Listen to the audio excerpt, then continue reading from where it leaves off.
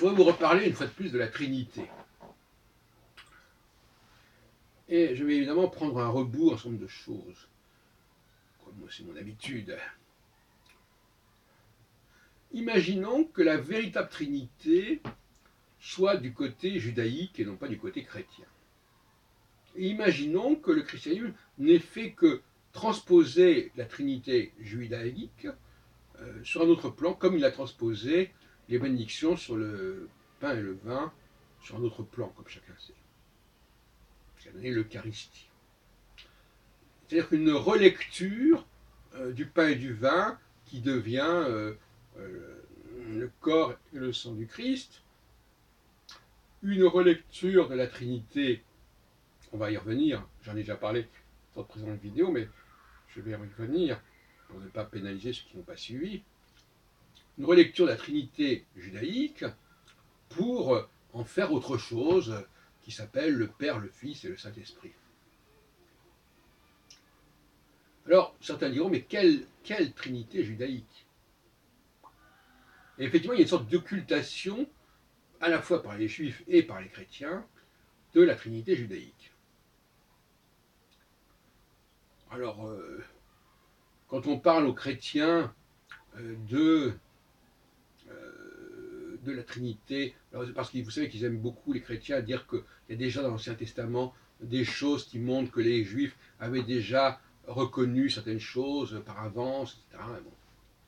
Alors on nous cite l'épisode du chêne de Mambré, où trois personnages viennent annoncer la nouvelle à Abraham de la prochaine naissance de son fils, qui s'appellera Isaac, etc. Et on nous dit, ah voilà, ça prouve bien qu'il les appelle seigneurs, donc il reconnaît déjà, alors on nous dit ça, dans le chapitre de la Genèse, comme ça, bon, ça devient la préfiguration, voilà. Et on oublie que la vraie Trinité, c'est pas ça. Parce que, qu'est-ce qu'on en dit de cette Trinité? Rien, il y a trois personnages, bon, très bien. La vraie Trinité, je le rappelle, une fois de plus, c'est lorsque Yahvé se présente à Moïse et qu'il lui dit, je suis Yahvé, le Dieu d'Abraham, le Dieu d'Isaac, le Dieu de Jacob, de père en fils. Et ça, c'est une Trinité. Yahvé se présente comme un être triple qui existe par rapport à trois personnages. Le Père, Abraham, le Fils. Donc déjà, on a une problématique du Père et du Fils dans la Trinité judaïque, de facto. Puisque le récit de la Genèse, c'est aussi le récit d'une filiation, d'une généalogie. Alors, donc, le problème, c'est quand on prend l'histoire du sacrifice du Fils, que le Père consent, ça devient compliqué. Mais on le retrouve, comme vous savez. De même que Abraham a été disposé à l'instance, à la demande d'une divinité, bon, de sacrifier son fils. On a la même problématique qui se retrouve, mais assez étrangement tout de même, avec le rapport entre le Père et le Fils dans le christianisme, dans la Trinité. Mais là, le Père, c'est Dieu. Et donc, il faut qu'il ait un fils. Donc on invente un fils, en quelque sorte. Donc pour se calquer sur la trilogie, la Trinité, la Troïka, comme vous voudrez, judaïque, pour garder cette notion de père et fils, on est obligé d'inventer l'idée d'un fils de Dieu. Et donc d'un père qui est le père du fils de Dieu, le père de Jésus, qui n'est autre que ce Dieu. Bon, vous voyez, ça devient plus compliqué, la transposition devient assez complexe. Parce que dans le cas abrahamique, bon, ben, c'est Dieu qui demande à Abraham de sacrifier son fils, mais là, Dieu est lui-même le Père. Donc il y a deux personnages de Dieu. Il est à la fois Dieu et le Père qui doit sacrifier son fils. Et on sait comment ça se termine d'ailleurs. Alors donc, voyez-vous, là, on patauge un petit peu, hein, on patine. Et puis alors, il y a le troisième personnage, Jacob, le grand, le petit-fils d'Abraham, qui lui a un statut particulier. Bien sûr, il est le fils d'Isaac, comme on sait, mais il est aussi, avant tout, le père aussi. Il est le père des 12 tribus, par ses enfants. On dit d'ailleurs, il s'appelle Jacob Israël, et on parle des fils d'Israël, les tribus d'Israël. C'est pas rien.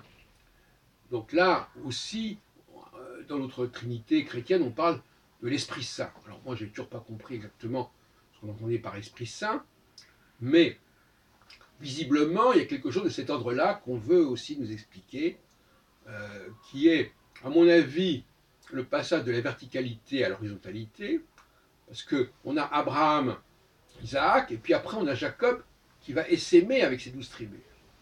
Et donc qui va rayonner.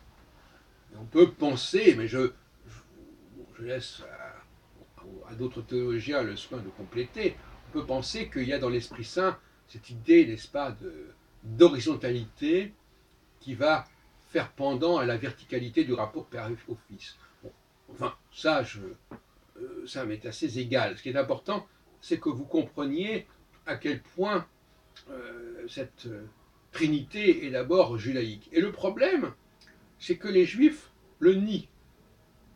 Enfin, ils ne connaissent pas mon argumentation d'ailleurs. Enfin, si on leur pose la question de savoir s'il y a une Trinité, c'est la grande idée, n'est-ce pas? Nous, les Juifs, on ne s'intéresse pas à ce genre de bobard qu'est la Trinité, ils vont dire. Ça, c'est une position comme ça qui a été prise. Je trouve que c'est ridicule. Il faut assumer cette Trinité pour justement montrer en quoi le christianisme dépend du judaïsme, et c'est fondamental. Si on commence à nier qu'il y a une Trinité juive, alors on ne comprend plus rien. On ne comprend même plus la filiation entre judaïsme et christianisme. Il est fondamental de la comprendre.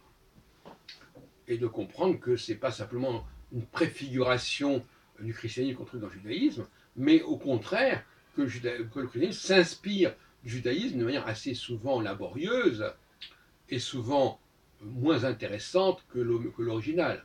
Donc il faudrait quand même aussi renverser un peu l'ordre des choses. Et puis, pour terminer sur ce sujet, je dirais que